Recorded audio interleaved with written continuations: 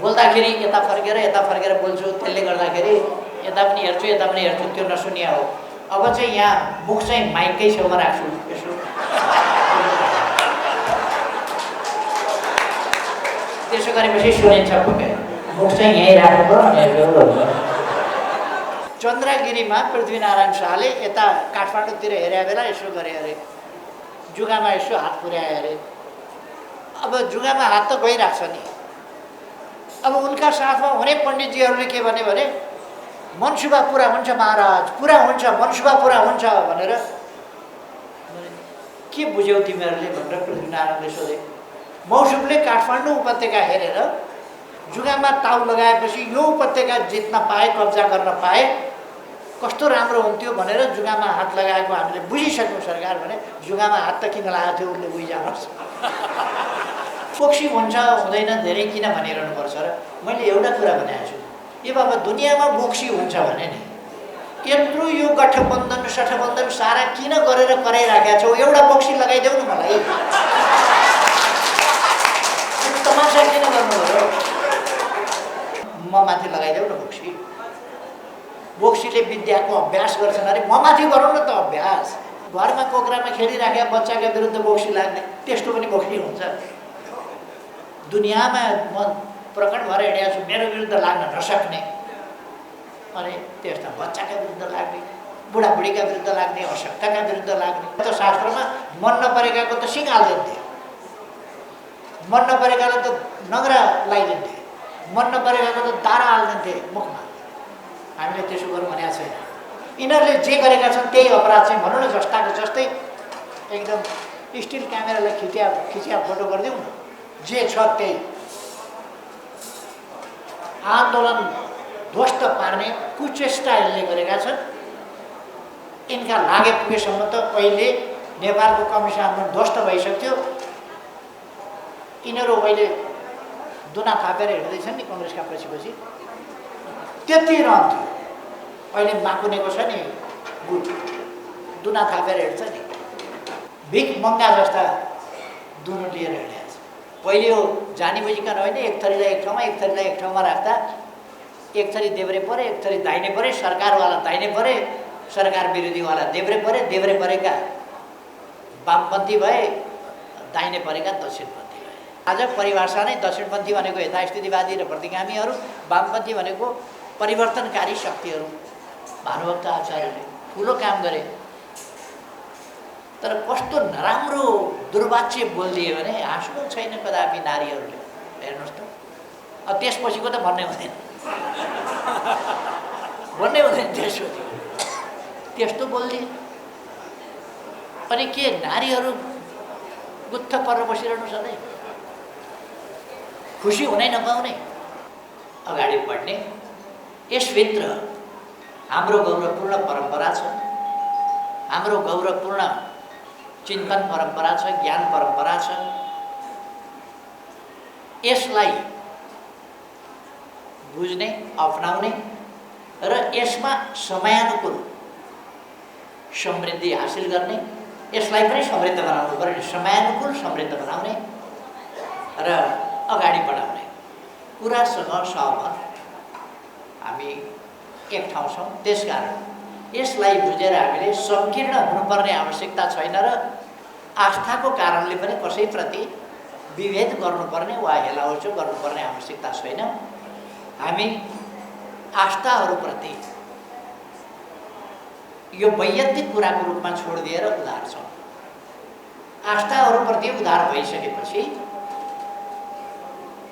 हाम्रा उद्देश्यहरू वैयक्तिक आस्थाको साँगुरो घेराभन्दा राष्ट्रिय उद्देश्यहरूको महान घेरा, व्यापक घेरा, फराकिलो घेरा, त्यसमा फैलिन्छ हाम्रो शक्ति र सामर्थ्य। त्यसै कारण हामी त्यसै गरी आज आन्दोलन निर्माण गरिरहेका छौँ, वामपन्थी आन्दोलन निर्माण गरिरहेका छौँ। वामपन्थी भनेको वास्तवमा यसको उत्पत्ति चाहिँ ब्रिटेनबाट भएको थियो। वामपन्थीबाट वामपन्थीको उत्पत्ति भएको होइन, वामपन्थीबाट वामपन्थी शब्दको उत्पत्ति भएको होइन।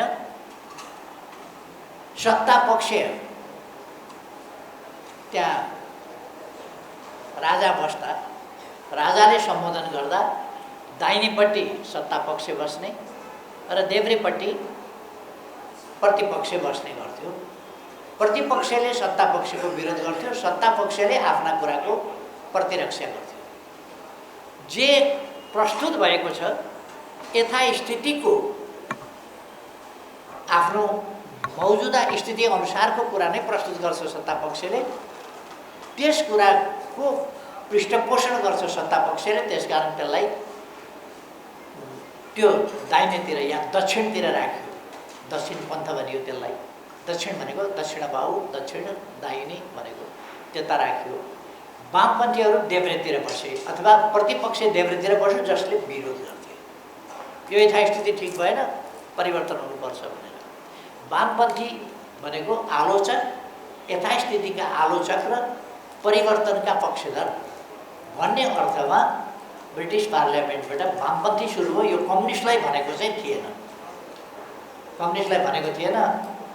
कम्युनिस्टको परिभाषामा भन्ने हो भने दक्षिणपन्थीहरू मध्येकै कुरा थियो त्यो। तर यथास्थितिको आलोचना गर्ने र परिवर्तनको पक्षपोषण गर्ने, परिवर्तनको आवाज उठाउने प्रतिपक्षले त्यो गर्थ्यो। त्यसकारण उसलाई देब्रेतिर बसेको थियो। त्यसकारण देब्रेतिर बसेको हुनाले पहिले हो जानी बुझिकन होइन, एक थरीलाई एक ठाउँमा एक थरीलाई एक ठाउँमा राख्दा एक थरी देब्रे परे, एक थरी दाहिने परे, सरकारवाला दाहिने परे, सरकार विरोधीवाला देब्रे परे, देब्रे परेका वामपन्थी भए, दाहिने परेका दक्षिणपन्थी भए।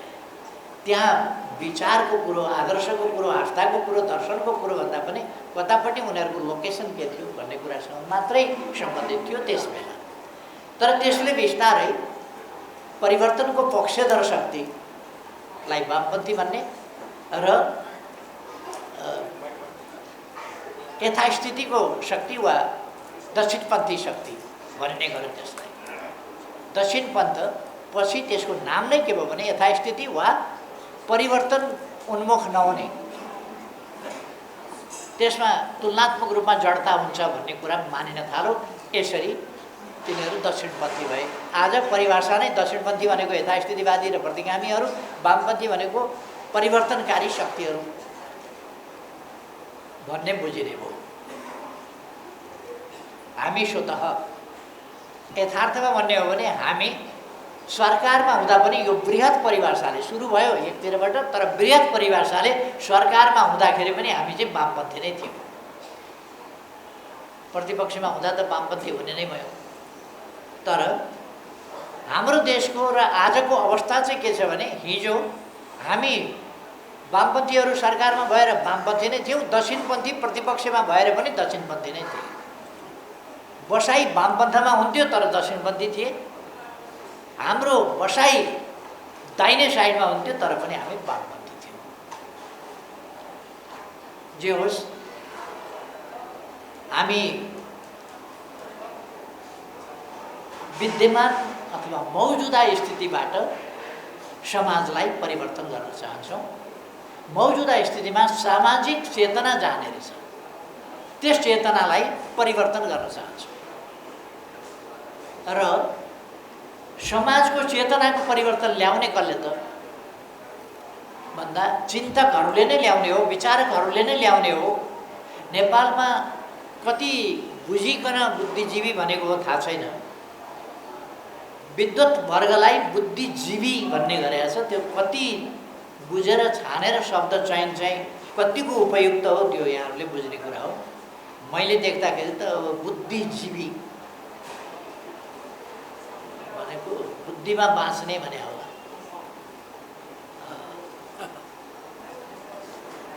अब बौद्धिक समुदाय हामीले भन्न त बुद्धिजीवी परिषद भनेको छौँ, यो बौद्धिक परिषद नभनेर बुद्धिजीवी परिषद भनेको छौँ। बौद्धिक परिषद नै होला यो अन्तर्यमा चाहिँ।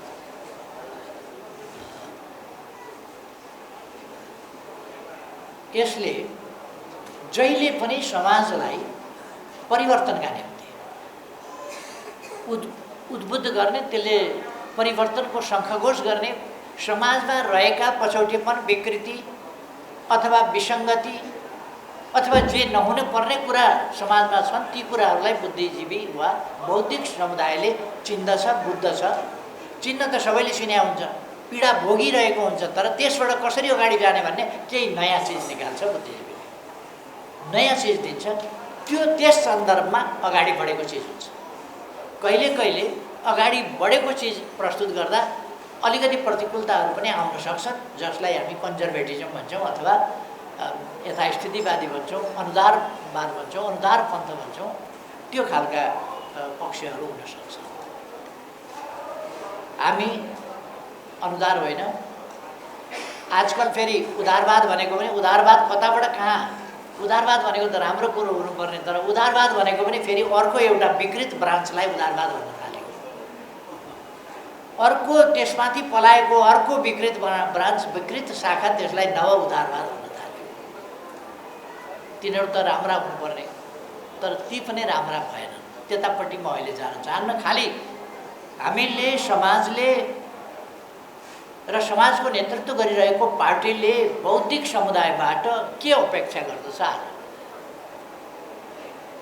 यसका अपेक्षा निराधार अपेक्षा हुनु हुँदैन। तपाईहरुसँग निराधार अपेक्षा गर्यो भने, असम्भव अपेक्षा गर्यो भने, असम्भव अपेक्षा गर्दा त त्यो एउटा भनाइ छ, भगवानको पनि केही लाग्दैन।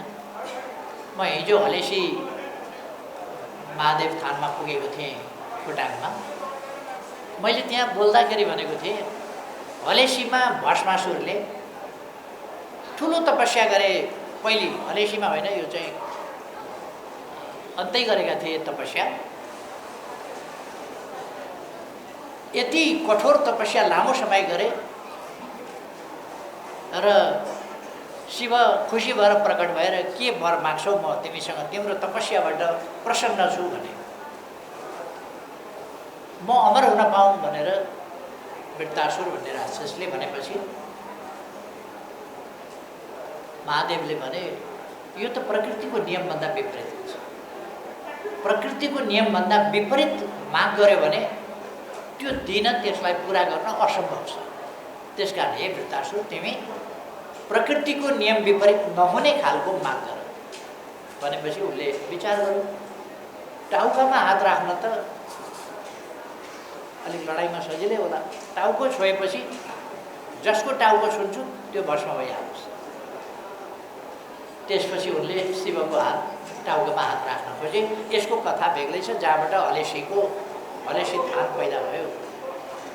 यो प्रसङ्ग बेग्लै छ। त्यहाँ ल्याएर वध गरेपछि भस्मासुरको अन्त्य त्यहाँ भएको थियो हलेसीमा। त्यसकारण त्यसलाई हलेसी महादेव थान भनेर त्यसको चर्चा भयो। यस्ता अनेक प्रसङ्गहरू, कथाहरू छन् र खास गरी यो कथा स्कन्द पुराण आदिले बताएका छन्। मैले यो कथा किन आज यसो अंश सम्झिएको भने, असम्भव कुराको माग गर्यो भने भगवानले पनि पुरा गर्न सक्दैन, बुद्धिजीवी वर्षले कसरी पुरा गरोस्? त्यसकारण असम्भव माग होइन, महादेवले पनि पुरा गर्न सक्ने खालका माग होइन, पुरा गर्न सक्ने खालका माग मात्रै नेकपा एमाले तपाईँहरूसँग माग्छ, आग्रह गर्छ कि यो चाहिँ तपाईँहरूले गर्न सक्ने कुरा हो, यति चाहिँ गर्नुहोस् भनेर। ठिक छ, पछाडि सुनिएको छ हो र? ठिक छ, ठिक छ।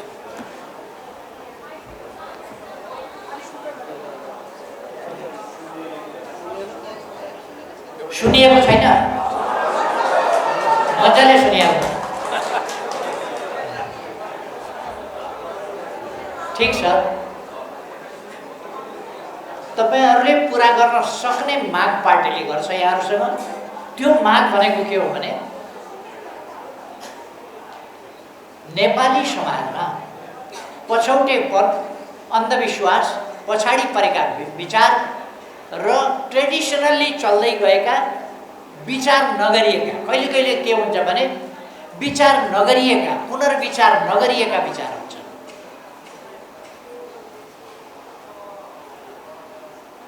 आदिकवि भानुभक्त आचार्यले त्यस्तै गल्ती गरे। भनिँदै आएको चल्दै आएको कुरा विचार नगरिकन पुनर्विचार नगरिकन क्वाक्क बोल्दिए। हाँस्नु छैन कदापि नारीहरूले भन्ने क्वाक्क बोल्दिए। फेरि एकपल्ट उनले विचार गर्नु पर्थ्यो, त्यो सुनेकै कुरा लेख्नभन्दा लिखतमा गइसकेपछि त गयो नि। अब आज पनि हेर्नुहोस् त, बुढाले यो त गतिलो गरेन नै त भन्नुपर्ने अवस्था हुन्छ।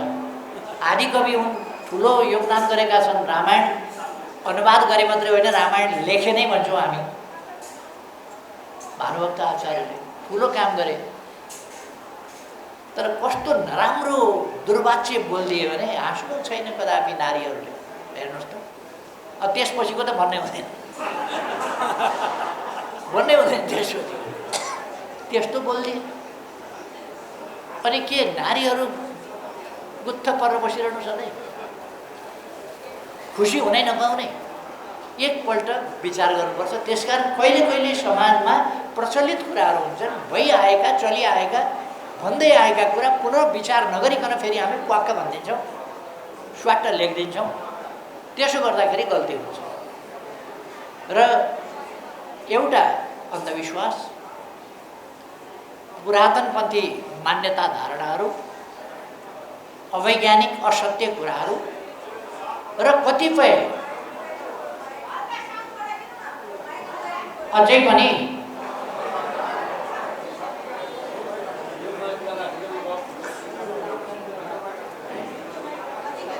सुनिन्छ।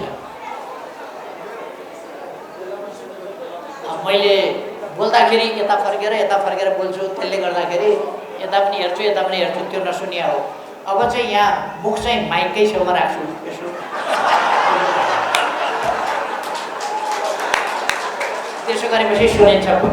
मुख चाहिँ यहीँ राख्नु पर्यो। खै त्यसो गरेर बुद्धिजीवी साथीहरूले, बौद्धिक जगतले वैज्ञानिक मूल्य मान्यता, ती मान्यताका रूपमा स्थापित नभएका होलान्, मूल्यको रूपमा स्थापित नभएका होलान्, स्थापित गर्नुपर्छ। वैज्ञानिक वस्तुगत तथ्यगत कुराहरू मूल्यको रूपमा, मान्यताको रूपमा स्थापित गर्नुपर्दछ। ती जो पुराना भ्रमपूर्ण ढङ्गले चलिआएका छन् तिनीहरूलाई हटाउन पर्छ, विस्थापित गर्नुपर्छ। बलजफ्ती गरेर हुँदैन, सशक्त तर्कद्वारा। एउटा मैले भन्ने गरेको छु बोक्सीको सन्दर्भमा। बोक्सी हुन्छ हुँदैन धेरै किन भनिरहनुपर्छ र मैले एउटा कुरा भनेको छु, ए बाबा दुनियाँमा बोक्सी हुन्छ भने नि यत्रो यो गठबन्धन सठबन्धन सारा किन गरेर कराइराखेका छौ? एउटा बोक्सी लगाइदेऊ न मलाई। तमासा किन गर्नुभयो? एउटा दुखी गरिब, कपाल फुटेकी, आँखाको ज्योति हराएकी, चाउरी परेकी गरिब बुढी मान्छे जसका आमालाई बोक्सी भन्दाखेरि बङ्गारा झार्ने छोरा छैनन्, हो त्यस्तालाई नै बोक्सी गर्ने होला। त्यो भन्ने भन्दा छ भन्ने कसैलाई लाग्छ भने म माथि लगाइदेऊ न बोक्सी। बोक्सीले विद्याको अभ्यास गर्छन् अरे, म माथि गरौँ न त अभ्यास। केही छैन, बोक्सी हुँदैन। योभन्दा बढी विश्वासका साथ के भन्ने? छ बोक्सी भने दुनियाँभरिकालाई चुनौती एकैचोटि। बोक्सी छ भन्नेहरूलाई मेरा विरुद्ध लगाऊ बोक्सी, सक्छौ। एउटा मान्छेका विरुद्ध लगाउन सक्दैन भने कसका विरुद्ध? घरमा कोक्रामा खेलिराखेका बच्चाका विरुद्ध बोक्सी लाग्ने, त्यस्तो पनि बोक्सी हुन्छ। दुनियाँमा म प्रकट भएर हिँडेको छु, मेरो विरुद्ध लाग्न नसक्ने, अनि त्यस्ता बच्चाका विरुद्ध लाग्ने, बुढाबुढीका विरुद्ध लाग्ने, अशक्तका विरुद्ध लाग्ने। अर्थात् मैले भन्न खोजेको के हो भने हामीले कुनै कुरालाई यसरी सम्प्रेषण गरौँ, यसरी सम्प्रेषित कुराहरू होस् जसबाट मान्छे कन्भिन्स हो, मान्छेले धेरै तर्क धेरै प्रमाण खोज्न नपरोस्, सशक्त ढङ्गले हामी राखिदिउँ। हामीले हिजो बेलुका पनि राति भेट हुँदाखेरि अलिकति छलफल गऱ्यौँ। सृष्टि कसरी हुन्छ, सृष्टिको सम्बन्धमा मानव जातिले धेरै चिन्तन गर्यो, धेरै सोच्यो। अनेक दार्शनिकहरूले, अनेक चिन्तकहरूले, अनेक ऋषिमुनिहरूले यो पन्थ र त्यो पन्थको सुरुवात भयो।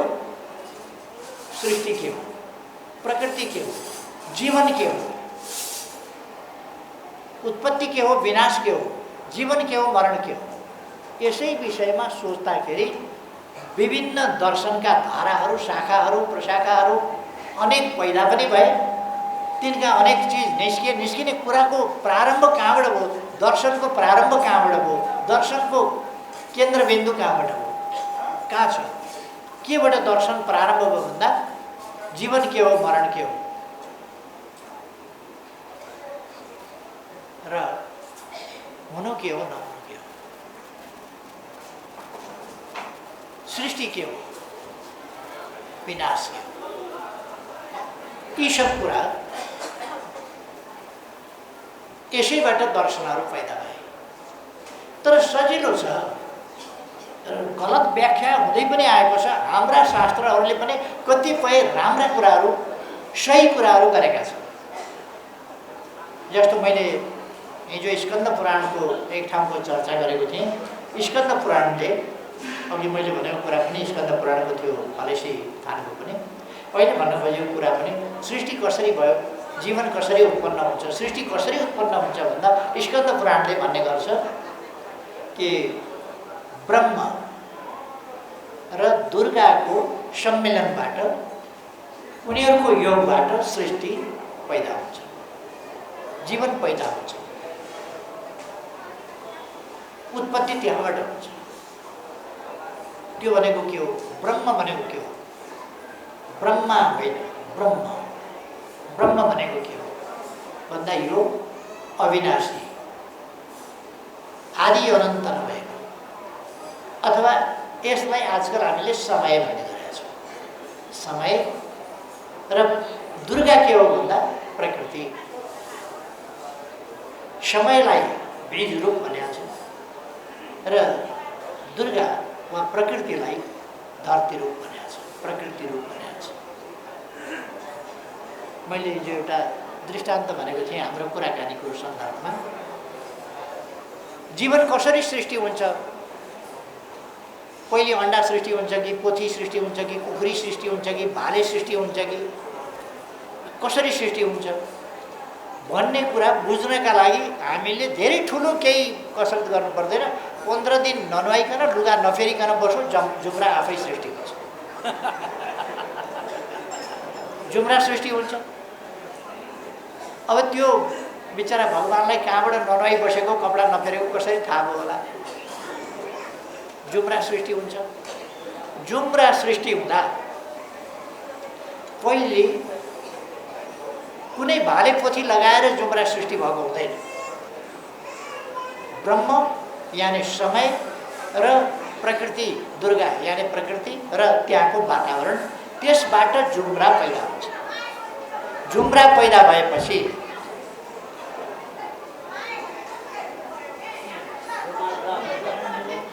सुनिँदै सुनिएन?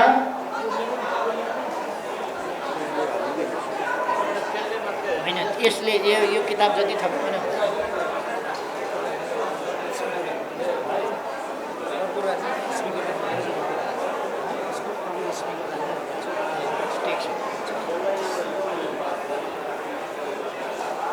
अच्छा, अब सुनिन्छ। अब शान्त रहँदा हाललाई सुनिन्छ।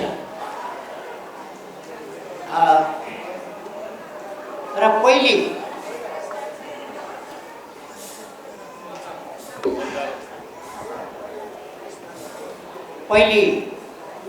भाले र पोथी जुम्रै जन्मिन्छ। त्यसका लागि प्रकृतिले आफ्नै जोग गर्छ फेरि। र त्यसपछि अनि जुम्राका भाले पोथीबाट त्यसका लिखा बन्छन्, त्यसका चम्कना बन्छन्, त्यसका ढाडी बन्छन्, अनेक बन्छन्। त्यसपछि त्यस कारण यो धेरै ठुलो कुरा होइन कि यो अध्यात्म कि भौतिक पदार्थ अध्यय चाहिँ कुन हो? आत्मा अध्यय हो कि पदार्थ अध्यय हो? के चाहिँ पहिलो हो भन्ने कुरा यदि शरीर नहुँदो भए दिनै पछि नुहाइदिएपछि दिनै पछि लुगा धोइदिएपछि नयाँ नयाँ फरक फरक लगाइदिएपछि त सृष्टि हुनै सक्दो रहेछ नि। अथवा जुम्रा पैदा हुनका लागि एक प्रकारको मैलो, एक प्रकारको केही, एक प्रकारको दुर्गन्ध, एक प्रकारको पसिना त्यसले ठाउँ पाउनु पर्दो रहेछ र पैदा हुँदो रहेछ। अथवा प्रकृति त्यस्तो हुनु पर्दो रहेछ, त्यो मिल्नु पर्दो रहेछ प्रकृति। त्यसकारण यो दार्शनिक कुराहरूलाई हामीले बुझ्ने गरी सहज ढङ्गले हामीले मानिसहरूलाई सम्प्रेषण गर्यो भने हुन्छ।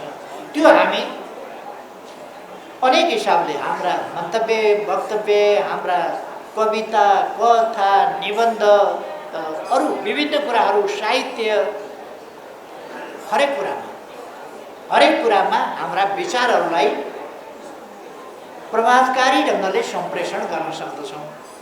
जनताले ग्रहण गर्न सक्ने वा पाठकले ग्रहण गर्न सक्ने वा श्रोताले ग्रहण गर्न सक्ने गरी हामी सम्प्रेषण गर्दछौँ। यसरी सम्प्रेषण गरेर समाजमा चिन्तनमा परिवर्तन ल्याउने आवश्यकता छ। कहिले कहिले एउटा मान्छेको एउटा क्रियाकलापले ठुलो परिवर्तन ल्याउँछ। मैले 2-4 पल्ट नै विभिन्न कार्यक्रमहरूमा भनिसकेको छु। एउटा जर्मनीको इतिहास मैले भन्ने गरेको छु। जर्मनीको इतिहास कसरी उत्प्रेरणामा ल्याउँछ। अर्को कुरो यहीँको इतिहास पनि भन्न सक्छौँ। चन्द्रगिरीमा पृथ्वीनारायण शाहले यता काठमाडौँतिर हेरे बेला यसो गरे अरे, जुगामा यसो हात पुर्याए अरे। अब जुगामा हात त गइरहेको छ नि। अब उनका साथमा हुने पण्डितजीहरूले के भने मनसुबा पुरा हुन्छ महाराज, पुरा हुन्छ, मनसुबा पुरा हुन्छ भनेर। के बुझ्यौ तिमीहरूले भनेर पृथ्वीनारायणले सोधे। मौसुमले काठमाडौँ उपत्यका हेरेर जुगामा ताउ लगाएपछि यो उपत्यका जित्न पाए, कब्जा गर्न पाए कस्तो राम्रो हुन्थ्यो भनेर जुगामा हात लगाएको हामीले बुझिसक्यौँ सरकार भने। जुगामा हात त किन लगाएको थियो उसले बुझिजानुहोस्। तर अरू व्याख्याताहरू चाहिँ निस्किए जसले जुगामा हात लगाएकोलाई काठमाडौँ हान्नुपर्छ भन्ने। त्यत्रो महत्त्वाकांक्षा पृथ्वीनारायण शाहको मनमा पलाएको थियो कि थिएन। तर उनका साथमा हुने रणनीतिकारहरू, बौद्धिक व्यक्तित्वहरू, उनीहरूले त्यो जगाइदिए। उसमा जगाइदिएपछि पृथ्वीनारायण शाहले कसैलाई सोधेर जुगामा हात लगाएको थियो र काठमाडौँ उपत्यकादेखि यो हान्न पाए हुन्थ्यो, जुगामा ताउ लाउँ भनेर सोधेको थियो र थिएन नि त। यसो गर्दै जाँदा कहिले गाला पुग्छ, कहिले जुगा पुग्छ, कहिले कता पुग्छ। हात भने त्यस्तै न हो, पुगेको थियो होला जुगामा। उसले त भने होइन नि त पृथ्वीनारायण शाहले मैले चाहिँ जुगामा ताउ लाएँ है काठमाडौँ उपत्यका हेरेर, उसले भने होइन नि, अरूले भने। मान्छेलाई कसरी मोटिभेट गरिदो रहेछ, कसरी मान्छेलाई प्रेरित गरिदो रहेछ, उत्साहित गरिदो रहेछ। आखिर पृथ्वीनारायण काठमाडौँ हानि नसक्नेमा यो मोटिभेसन हुँदो रहेछ। जर्मनीमा मैले अघि जर्मनको एउटा कथाको कुरा गर्दै थिएँ। कस्तो मोटिभेसन हुँदो रहेछ भन्दा त्यहाँ नित्से भन्ने एउटा प्रोफेसर थिए, युनिभर्सिटीको प्रोफेसर। र त्यस बेला नित्सेहरूको चिन्तनको पनि केही लाग्दैन थियो। नित्सेहरू अलिक यथार्थवादी चिन्तन गर्थे र स्वतन्त्रतावादी चिन्तन गर्थे। कान्ट भन्ने दार्शनिकले पहिले मान्छे आफू स्वतन्त्र हुनुपर्छ भन्ने सोच ल्यायो। कान्ट भन्ने व्यक्ति स्वतन्त्र हुनुपर्छ चिन्तनका लागि, अनि मात्रै उनले सोच्न सक्छ। तर यी सबै कान्टका दर्शन आदि इत्यादि सबै चिजहरू हेगेलको ईश्वरवादी दर्शन त्यसका अगाडि फिका भएर। हेगेलको दर्शन जे हुन्छ कोही परमधाम बस्ने परमात्माको इच्छाले हुन्छ। सबै कुरा पूर्व निर्धारित छ, पूर्व तय छ। तपाईँ प्रोफेसर हुनुहुन्छ कि हुनुहुन्न, यो पूर्व निर्धारित छ। तपाईँ कुन विषय पढ्नुहुन्छ, पूर्व निर्धारित छ। तपाईँको रिजल्ट के हुन्छ, पूर्व निर्धारित छ। पढ्नु किन पर्यो? सबै पूर्व निर्धारित छ भने विद्यार्थीले पढ्न किन पर्यो, मेहनत किन गर्नु पर्यो? त्यसकारण जर्मनका विद्यार्थीहरू लद्दो हुने भए। किन लद्दो हुने भयो भने अब सबै पहिले नै 6औँका दिन नै लेखिसकेका छ त। अब यहाँ बेकार मेहनत गरेर के हुन्छ, अनिदो बसी के हुन्छ, दुःख गरिकन के हुन्छ। त्यस कारण यो धेरै दुःख गर्न काम छ। सबै कुरा पूर्व निर्धारित छ, भगवानको इच्छा। यो भनेपछि मान्छे अल्छी तिग्रे हुने भयो, काम नगर्ने भयो, मेहनत नगर्ने भयो। आँखा नहेरिकन हिँडेर खुट्टो भाँच्यो भने अब के गर्ने, भगवानको इच्छा हुन्छ। आफूले आँखा नहेरी हिँडेको थाहा पाउँदैन। बेलुका जाँड खाएर घर फर्किँदाखेरि नालीमा खुट्टा हाल्छ र फर्काउँछ, अनि भन्छ भगवान्लाई जाँड खा नालीमा खुट्टा हाल्नु भनेको थियो भगवान्ले। तर अब त्यो समाजमा त्यो परेपछि पर्छ, त्यस्तो पर्यो। र जर्मन एक ढङ्गले निकम्मा अवस्थामा पुगेको थियो। त्यस ठाउँबाट एक दिन नित्सेले अचाक्ली भएपछि हातमा एउटा कठबाँसको लाठीले र एउटा परालको बनाएको कठपुतली लिए। सानो यतातिर आजकल पुतला भन्ने गरिरहेछ नि, त्यस्तै सानो पुतला एउटा कठपुतली परालको बनाएर बोके, एउटा हातमा लाठीले। विद्यार्थीहरूले सोध्न थाले, गुरु कता जाने, आऊ तिमीहरू हेर भने। र मूल सडकको चौबाटोमा गएपछि अनि नित्सेले त्यो पुतलीलाई पछाडै सडकमा बेसरी पछाड्यो। त्यसपछि लाठीले हालेर धुस्रो बनायो त्यसलाई। लौ आजबाट तेरो अन्त्य भयो, समाप्त भयो, मैले मारिदिएँ भनेर कराए नित्से। वरिपरि मान्छेहरू हेरिराखेका थिए। मैले सधैँका लागि तेरो अन्त्य गरिदिएँ, तँलाई मारिदिएँ, अब तँ मरिस्, अब तँ छैनस् भने। अनि के मारेको गुरु भनेर विद्यार्थीहरूले सोधे। नित्सेले भने तिमीहरूको भगवान मैले चौबाटोमा ल्याएर पछारेर लाठीले हानेर धुजा बनाएर मार्ने, अब भगवान छैन, मर्यो। अब के गर्छौ, तिमीहरू त सबै भगवानका भरोसे थियौ, अब भगवानले पाल्दैन, तिमीहरू आफूले पाल्नुपर्छ। जर्मन त्यस बेला 16 टुक्रामा विभाजित थियो। छेउछाउका ससाना राज्यहरूले बेल्जियम सेल्जियमहरूको वरिपरिका 16वटा राज्यले विशाल जर्मनीका 16 भाग चाहिँ टुक्रा पारेर दिएका थिए। अनि नित्सेले त्यहाँ सोधे, जर्मन 16 टुक्रा पारिएको छ, 16वटा वरिपरिका फुच्चे देशहरूले जर्मनी कब्जा गरेका छन् विभिन्न भाग। यसलाई मुक्त, अब तिमीहरूको भगवान छैन, भगवानले गर्देला भन्ने रहेन। जर्मनी फिर्ता ल्याउनु पर्छ कि पर्दैन, मुक्त गर्नु पर्छ कि पर्दैन?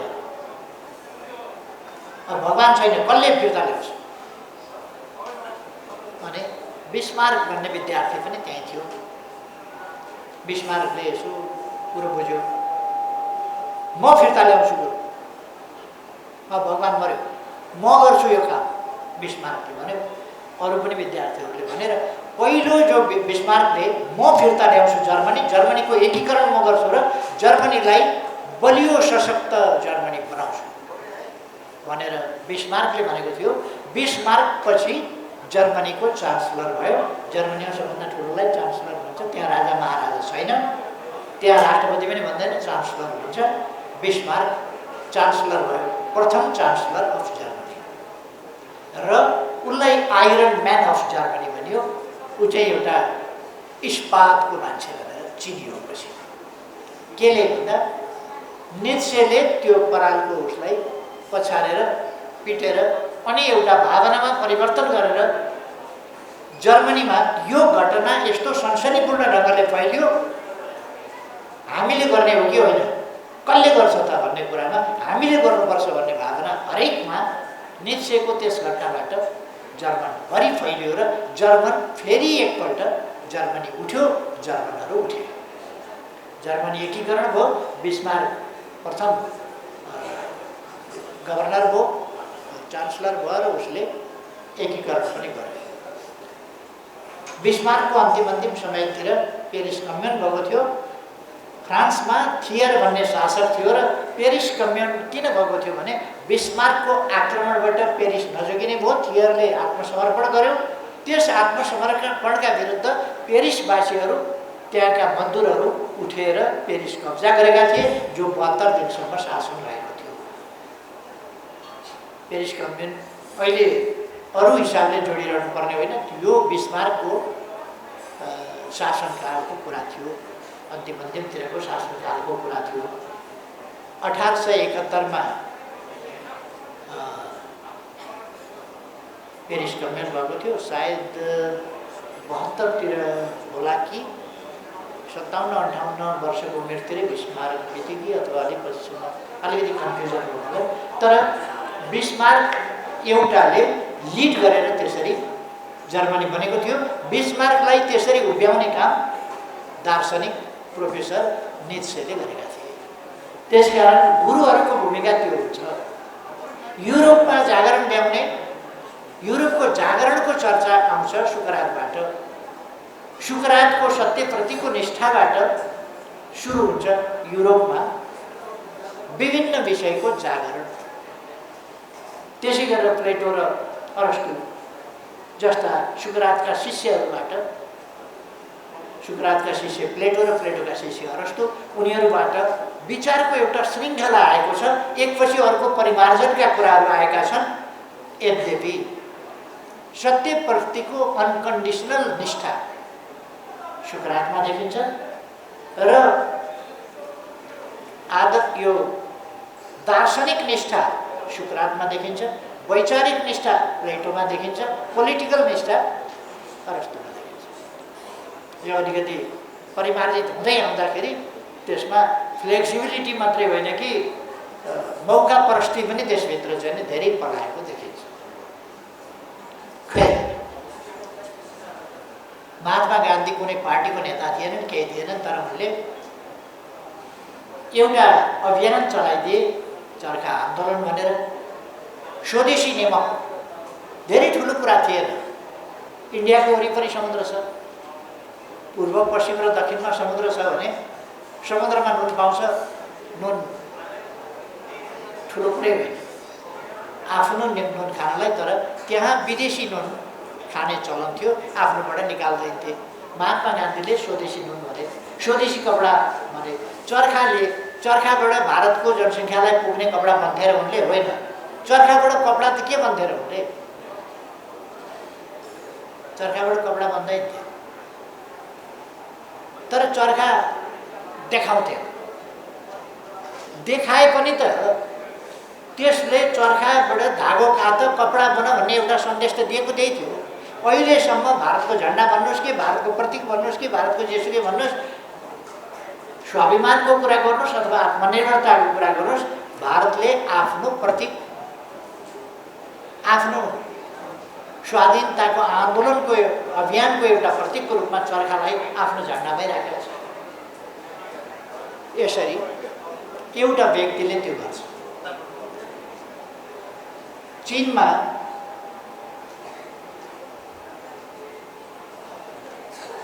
कन्फ्युसियस भन्ने दार्शनिकले चिनिया समाजलाई, पछाडि परेको छरपष्ट समाजलाई चिनिया बौद्धिक समाजको, चिनिया सभ्यता, चिनिया चिन्तन प्रणाली, चिनिया दर्शन र पूर्वीय दर्शनको एउटा महत्त्वपूर्ण भागको रूपमा कन्फ्युसियसले चीनमा ल्याए। पछितिर हामीले देख्न सक्छौँ सन्यात सेनले चीनलाई राजतन्त्रबाट मुक्त गर्यो। यसर्थ एउटा व्यक्तिगत प्रयासहरूले केही गर्न सकिन्छ। त्यसकारण हामी हरेकले आफ्ना ठाउँबाट आफ्ना प्रयासहरू अगाडि बढाउनुपर्छ। श्याम तमटले गीतमा भने जस्तै, हातमा कलम हुनेहरू कलम लिएर उठ, बाजा बजाउन जान्नेहरू बाजा लिएर उठ, साथमा केही नहुनेहरू आवाज लिएर उठ। यही ढङ्गले हामी बाजा बजाउन जान्दछौँ कि, कलम चलाउन जान्दछौँ कि, गीत गाउन जान्दछौँ कि, चित्र भर्न जान्दछौँ कि के गर्न जान्दछौँ। मैले देख्दा त भने जस्ता कार्टुनहरू आइरहेका छैनन्। कार्टुनिस्टहरूले समसामयिक कार्टुन यद्यपि बनाइराख्नु भएको छ उहाँहरूले, तर जतिसम्म तिखा कार्टुन हुनु पर्थ्यो, जतिसम्म धारिला कार्टुन हुनु पर्थ्यो र जतिसम्म अप टु डेट आजका कार्टुन हुनु पर्थ्यो, त्यस अनुसारका अलिक नभएका हुन्थे। कविता एउटा म बुद्धिजीवी साथीहरूलाई भन्न चाहन्छु, महाभारत जस्तो ग्रन्थ लेखियो जसमा कथाका प्रसङ्गमा कोहेरेन्सी यति असाधारण कोहेरेन्सी छ, यति तालमेल मिलेको छ कथाको। एउटा प्रसङ्ग सुरुको प्रसङ्ग फेरि त्यो गएर अन्तिममा जोडिन्छ, तर त्यसको तालमेल मिलेको छ। एउटा निबन्ध लेख्यो भने त्यसमा सुरु र अन्त्यको तालमेल मिल्न गाह्रो हुन्छ, प्रसङ्ग मिल्न गाह्रो हुन्छ। एउटा पात्र त्यसै रूपमा प्रस्तुत हुन अप्ठ्यारो होला। महाभारतमा यति धेरै प्रसङ्ग, यति धेरै ज्ञान, यति धेरै नलेज, यति धेरै शिक्षा, यति धेरै उपदेश,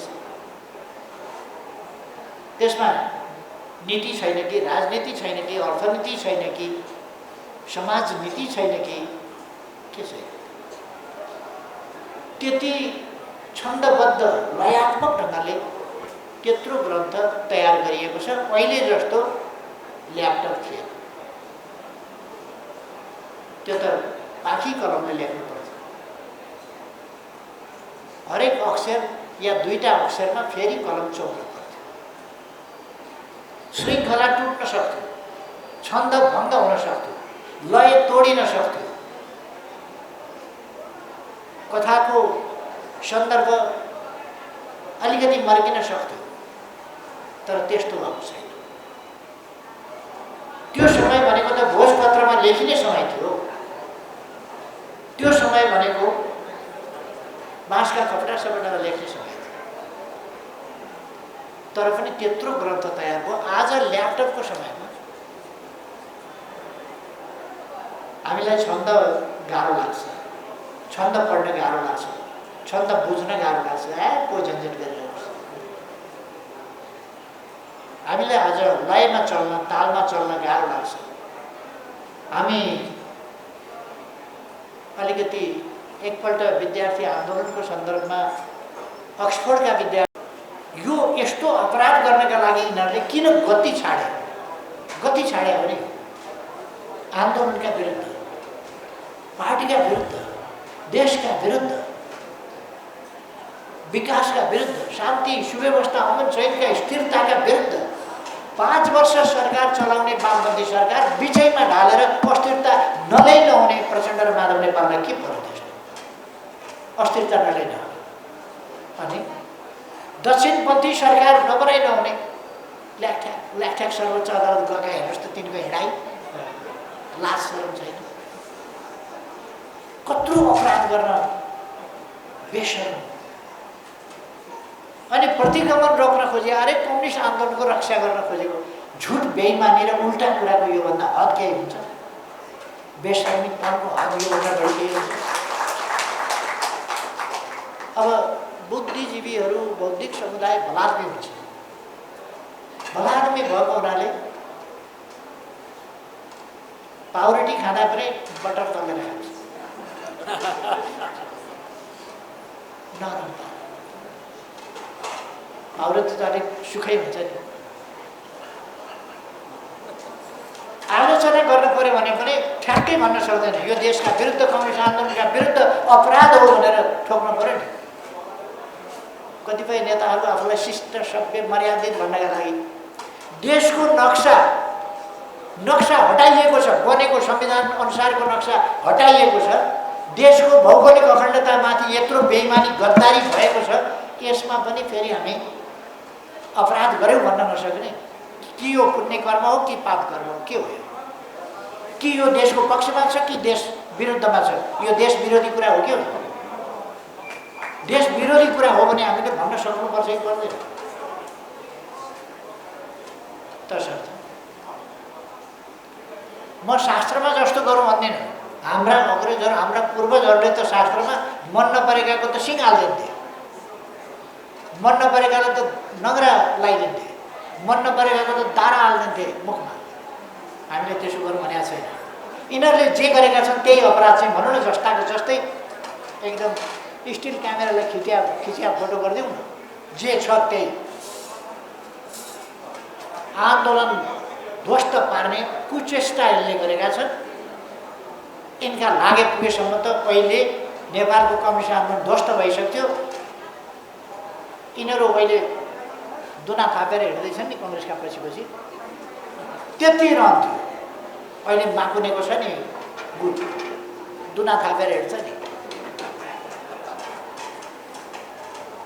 दुना थापेर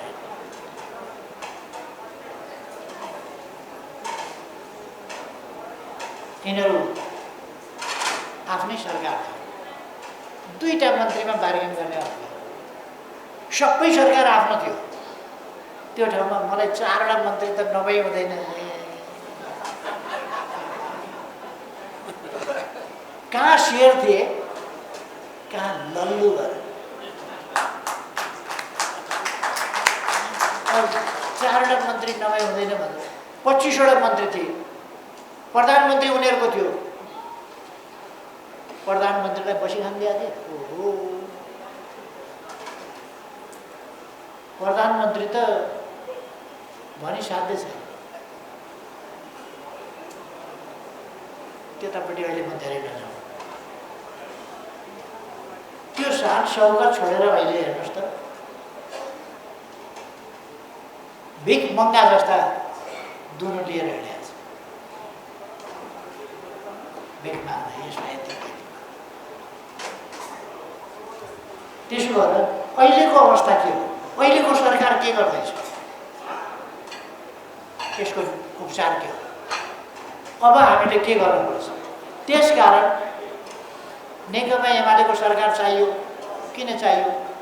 केपी ओलीलाई प्रधानमन्त्री हुन चाहियो कि ईश्वर पोखरेललाई प्रधानमन्त्री हुन चाहियो कि अर्कोलाई भानुभक्त ढकाललाई शिक्षा मन्त्री हुनु पर्यो कि अर्कालाई पर्यो कि के का लागि चाहिँ एमालेको सरकार चाहियो? यो हुनुपर्ने त एउटा रीत हो, बनाउनै पर्यो केही न केही कसै न कसैलाई। तर उद्देश्य के हो त भन्दा राष्ट्रियताको कुरो, लोकतन्त्रको कुरो, संविधान कार्यान्वयनको कुरो, त्यो कुरा हो नि, विकासको कुरो हो नि, सुशासनको कुरो हो नि, भ्रष्टाचार नियन्त्रणको कुरो हो नि, कानुनी राजको कुरो हो नि। त्यसकारण चाहियो। अहिले आनन्द छ हेर्नुहोस् त, हामीले 40% संसद वा 40% केन्द्रीय समिति भन्यो। किनभने पार्टीको केन्द्रीय कमिटी भनेको त हिँड्दा हिँड्दै कतिको छ कतिको, कहिले 7,000 हुन्छन्, कहिले 4,000 हुन्छन् पार्टीको। सांसद भनेको त एकपल्ट निर्वाचित गरेपछि त्यो बदल्न पाइँदैन नि, त्यसकारण त्यो फिक्स्ड हुन्छ। त्यसकारण यो संविधानले सांसदहरूलाई दिएको अधिकार हो, स्वच्छ ढङ्गले चलेर पार्टी परित्याग गर्न पाइन्छ। स्वच्छ ढङ्गले चलेर बस्न मिल्न नसकिने भयो भने अलग हुन पाइन्छ। श्रीमान श्रीमती डिभोर्स गर्न पाइन्छ भने कोर्ट म्यारिज लभ म्यारिज मात्रै होइन नि, यहाँ 7 फेरा लिएको हुन्छ नि, 9 बाजा बजाएर झ्याम झ्याम झुमझुम गरेर बिहे गरेको पनि डिभोर्स गर्न पाइन्छ। अनि पार्टीमा चाहिँ नपाइने भन्ने कुरा हुन्छ र पाइन्छ नि, विचार मिलेन, नीति मिलेन, नपाइने हो भने त कार्यकर्ताहरू सबै काङ्ग्रेसका पछि लागेका, माधवका पछि कुद्थे होला, उसको प्रचण्डका पछि कुद्थे होला नि, पाइन्छ। त्यसै कारण पार्टी त्यो हामीले गर्दा उद्यम मचियो देशमा। डबलीवाला बुद्धिजीवीहरू छन्, केही बुद्धिजीवीहरू डबलीवाला, डबली के भन्छ त्यो एउटा कर्मकाण्डमा चाहिँ पुरोहितै गर्दै देखेको थिएँ एउटा बुद्धिजीवी, त्यो डबलीवाला कराए, अरू कराए। तर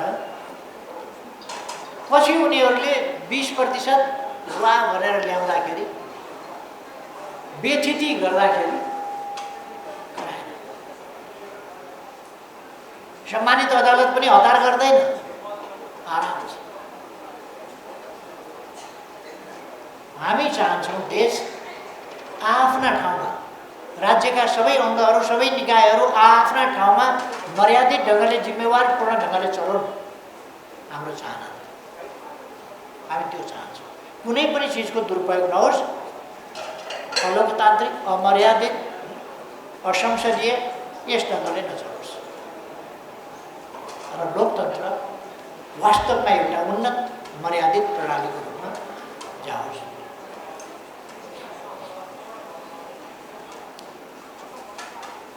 तसर्थ अब श्रोता घटिहाल्नुभयो,